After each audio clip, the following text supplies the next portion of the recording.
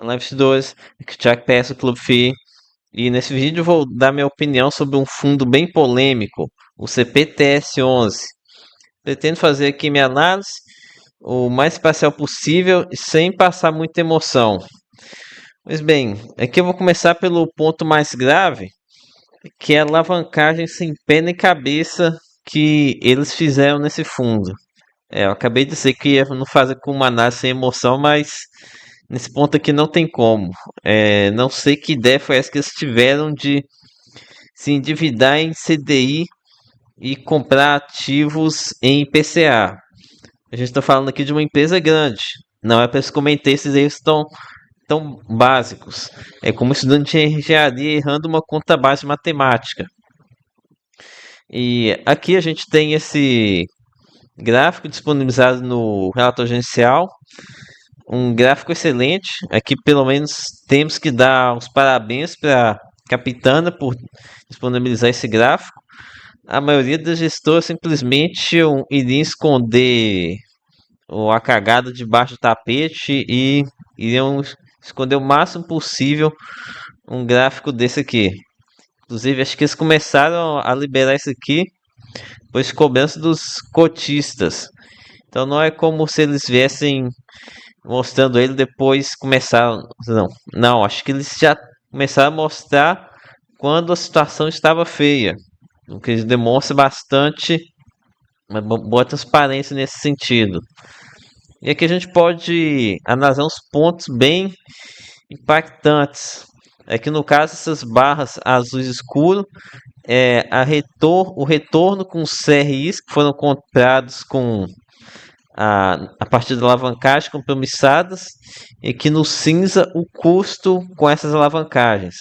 A gente tem alguns casos aqui, ó, horríveis, hein? Como em setembro de 2022, que impactado pela deflação acabou não rendendo nada e teve um custo muito pesado. Outros meses aqui também com o custo dessa dívida sendo o dobro do retorno. Acho que eu me lembro que eu fiz uma conta uma vez, acho que por quase um ano inteiro passou com esse custo da compromissada sendo superior ao retorno dos CRIs. Pois bem, antes de prosseguir, vou fazer uma rápida explicação aqui de como é que é feita essa alavancagem com fundos de papel, via compromissadas. De forma bem resumida, é como se eles pegassem dinheiro emprestado com os bancos, dando CRIs em carteira como garantia. Aí com esse dinheiro o gestor compra mais CRIs e aumenta suas receitas. Mas contrapartida também aumenta suas despesas com essa dívida. Geralmente esse custo dessa alavancagem é muito baixo, é algo como CDI mais 0,70%, pois eles dão bastante garantia de CRIs com bastante liquidez. Então, para esse de alavancagem dar certo, basta que o fundo comprar CRI com taxas maiores do que esse CDI mais 0,70.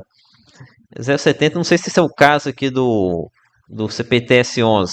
Já vi fundos acho, falando com custo de alavancagem CDI mais 0,58.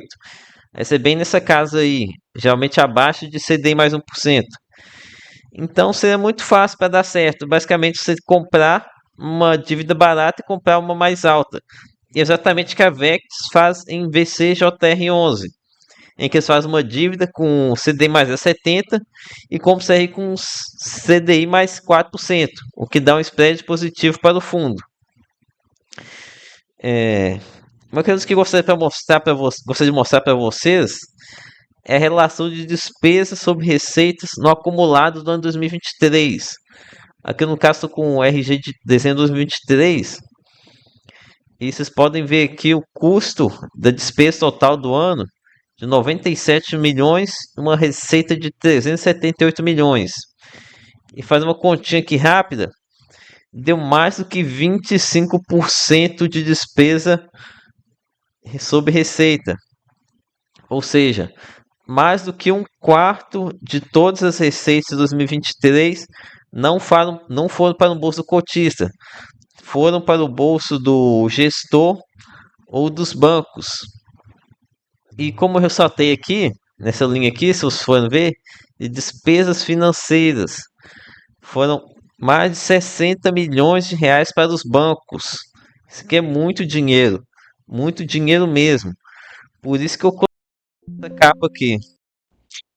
O pior de tudo é que essa questão poderia ser resolvida facilmente, já que CPTS-11 é composto basicamente por CRIs high grade, que, via de regra, normalmente possuem uma liquidez muito melhor. Então deveria ser mais fácil para eles liquidar algumas posições e quitar essas dívidas que são de curto prazo e, portanto, não devem ter grande impedimento para fazer o pré-pagamento, não deve ter multa de pré-pagamento elevado. Talvez nem tenha multa de pré-pagamento.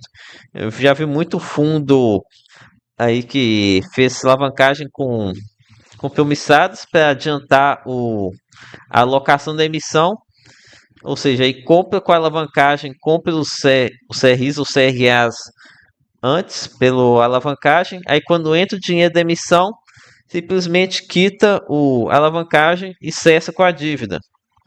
Ou seja, algo que poderia ser bem simples. E como vocês podem ver aqui, passou longos e longos meses com essa coisa aqui se empurrando e levando prejuízo para os cotistas. E é uma coisa bem óbvia que ia dar errado, pois eles fizeram isso aqui com CDI lá nas alturas, de 3,75. Não tinha como isso aqui dar certo com a CDI naquele patamar. Teria que estar com uma inflação praticamente acima de 1% todos os meses, ou bem próximo disso, para se tornar positivo para o cotista. Eu sinceramente não sei como é que uma gestora grande como essa conseguiu fazer uma lambança com esse tipo de alavancagem. Pense que comigo, é como se fosse um funcionário público pegando uma linha de crédito super subsidiada aqui, com exemplo fictício aqui, com uma taxa de 0,5% ao mês. Aí, em vez deles pegarem esse dinheiro e colocar no CDB pagando 1% ao mês, eles vão lá e emprestam para um amigo do barzinho lá para ganhar mais. E não rola, né? É caçado de cabeça. Fazer o básico seria muito, muito mais simples. E dando prosseguimento aqui, o aqui então esse é meu ponto com essa questão da alavancagem, que foi um erro muito grave. Todo mundo bate na capitã na causa disso e não sei o motivo deles não terem finalizado com isso antes. Talvez agora até que está melhorando, está começando a ficar positiva essa relação entre os retornos dos CRIs comprados com o custo da emissão. Mas mesmo assim, isso não vai apagar essa cagada que foi feita aqui no passado. Outro ponto de atenção aqui que vocês devem ter é com o giro excessivo da carteira de CRIs. Aqui, quando eu falo giro de CRIs, eu estou falando naquela técnica usada pelos gestores de vender o CRI para uma gestora camarada e depois recomprar esse mesmo CRI. E por que eles fazem isso? Para destravar a inflação, a correção monetária que está acruada dentro do CRI. E por que eles fazem isso? Porque normalmente o CRI você consegue distribuir a inflação dele somente quando você recebe a amortização, quando o CRI está amortizando, ou seja, pagando o saldo devedor. Esse é um assunto um pouquinho mais complexo, que eu explico no meu livro. O livro é gratuito, ele vai estar aqui na descrição, o link de download direto dele está aqui vai estar na descrição. Download direto, fazer login nem nada, nem deixar seu e-mail, nada, só clicar e baixar.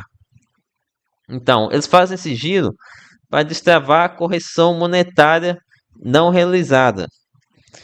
Então, isso pode ser algo positivo, quando a gestora está querendo destravar um pouquinho de resultado, quando a inflação está baixa, para meio que linearizar o rendimento. O problema é que eles acabaram exagerando muito nesse giro, o que fez que acabasse nessa situação que eu estou mostrando aqui, sinalizando aqui em vermelho. Eles estão vários meses com nada de reserva na nessa correção monetária. Com isso, eles acabam que podem, se tiver uma inflação mais baixa ou período de deflação, acaba pegando fundo com as calças arriadas e deixando um rendimento muito fraco. E aqui eu trouxe um exemplo desse giro exagerado aqui de dezembro de 2023, em que mexeram quase 1 bilhão caminhando para 1 bilhão de reais em giro de CRIs. Imagina a quantidade de taxa que não foi gasto nesse giro aqui. É complicado isso. Aqui eu trouxe a consequência desse giro exagerado. A gente pode ver aqui nesses dois períodos aqui onde tivemos inflação muito baixa ou até mesmo deflação, em que acabou que o fundo, como não tinha reserva de correção monetária, não tinha como fazer o giro de CRIs e acabou que ficou ficou com teve uma queda bem expressiva do rendimento nesses períodos, deixando o pessoal muito descontente com o fundo. Acabei gastando tempo demais aqui na parte da alavancagem desastrosa do CPTS-11 e acho que não vai dar tempo para eu seguir com o vídeo, já está ficando um pouco longo. Por isso acho que vou ter que dividir o vídeo em dois, tá, galera? Mas beleza, essa semana eu devo postar esse vídeo. Vocês acompanhem, se inscrevam para acompanhar essa segunda parte. E lembrando para vocês que também deixar o curtido aí, comentar, compartilhar nos grupos do Telegram. E lembre-se que nada do que foi dito aqui é recomendação de compra ou venda. E beleza? Até a próxima, até a segunda parte.